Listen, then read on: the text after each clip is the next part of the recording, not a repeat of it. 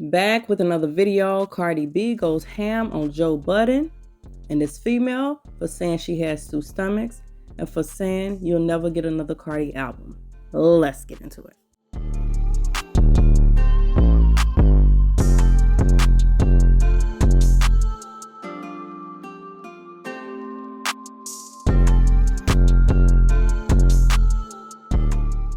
Before we get into it, like the video, subscribe to the channel, and hit the notification bell so you'll be notified of my videos, and go ahead and share it if you like. Y'all make sure y'all go ahead down and comment for the algorithm.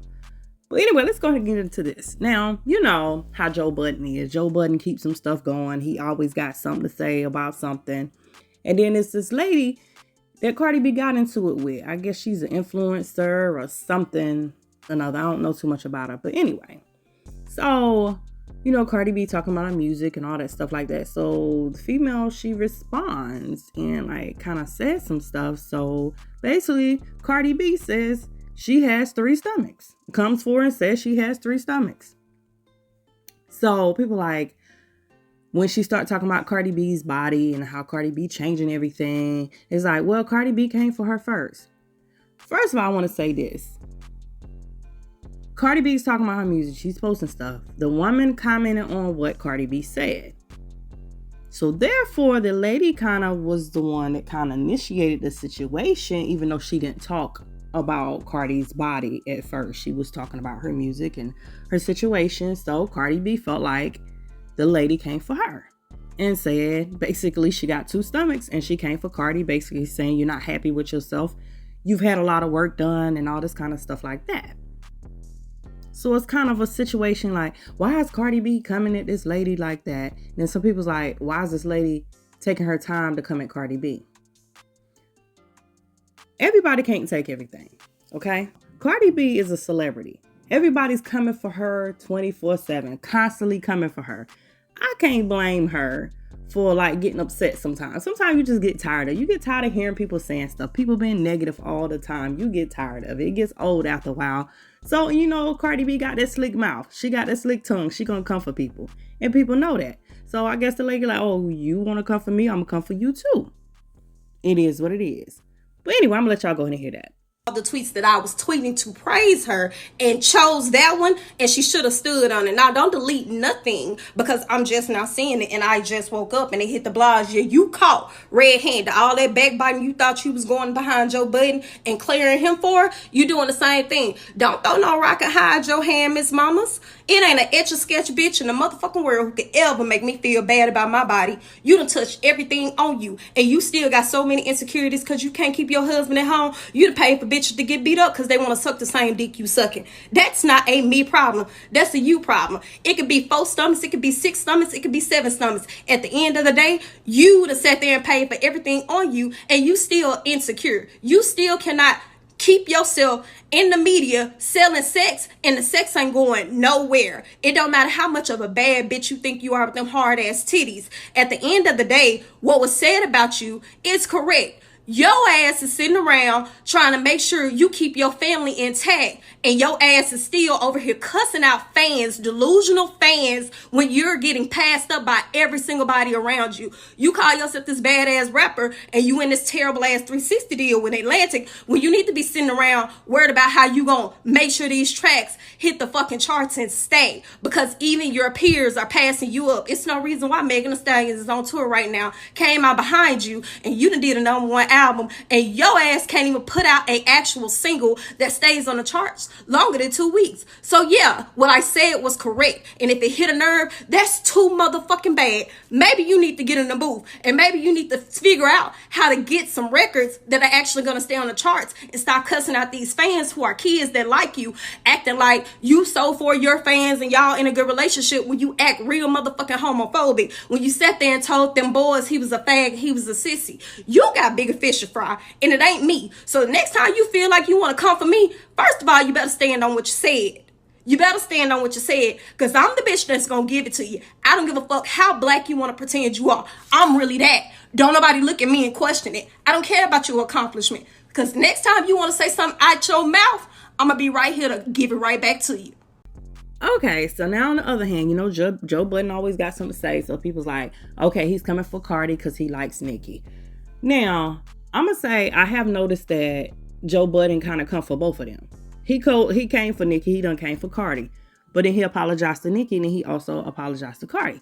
He's just one of those, I'm going to say what I'm going to say.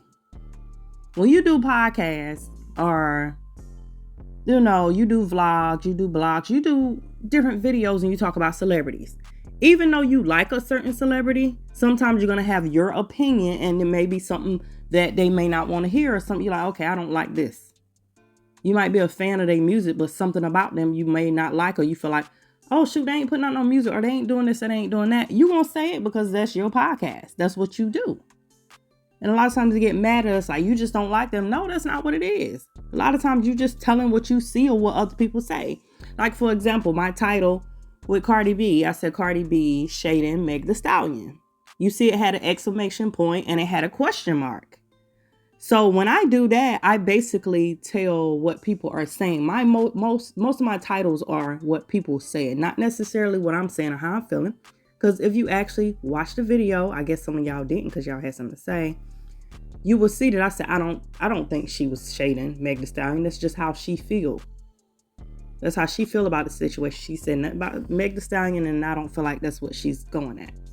So they kind of come for us when we got an opinion or we say something that somebody else said or, But anyway, you know how Joe Budden is.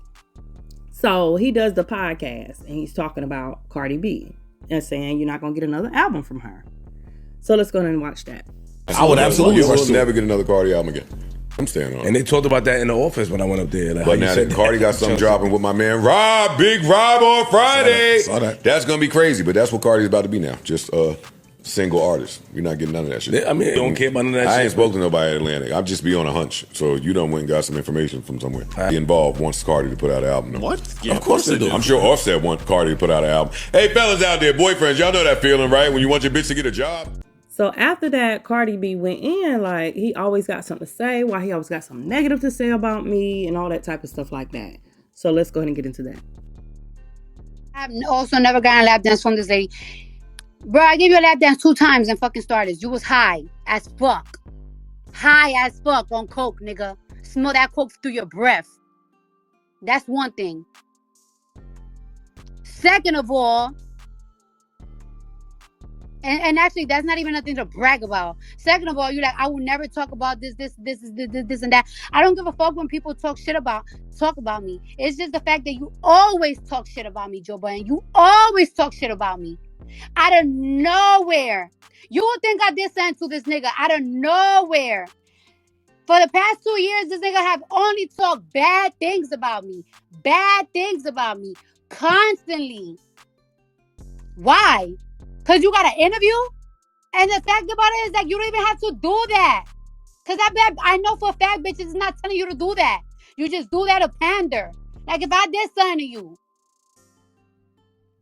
All the time, I gotta connect in Atlantic. I gotta connect in... No, the fuck you don't. Nigga, nah, I'm Cardi B, the bitch you always talking shit about. I want to talk now, nigga.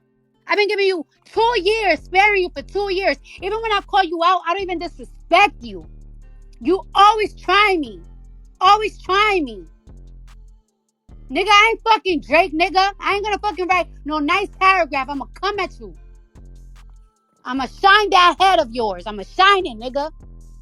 All the time. I ain't do shit to this nigga. Okay, so after that, he noticed that Cardi B, he was listening to Cardi B and what she was saying. But when people do this, don't mean that they don't like the person. I'm a big Cardi B fan, but when something go down, I kind of post it. And y'all be getting mad at me too. You don't like Cardi B, she's whatever. That's just what we do. We tell the news. We tell what's going on. We tell what other people say and how other people feel. So he was like, she cursing me smooth out, but she's still hilarious. Laugh out loud. I'm going to bed. I apologize to I am Cardi B for whatever I did, and peace and love to all. He said, I also have never gotten a lap dance from this lady. I also have never done, So it's not that we're always being mean to them. We post what people say, our own reactions, our own feelings, other people's reaction, other people's feelings. And I like that he was able to apologize. So after this, he even started to do on his podcast. He said, I know I said I wasn't going to, bother her anymore and all that kind of stuff. And so he goes on and he plays some music and he talks about how he likes her.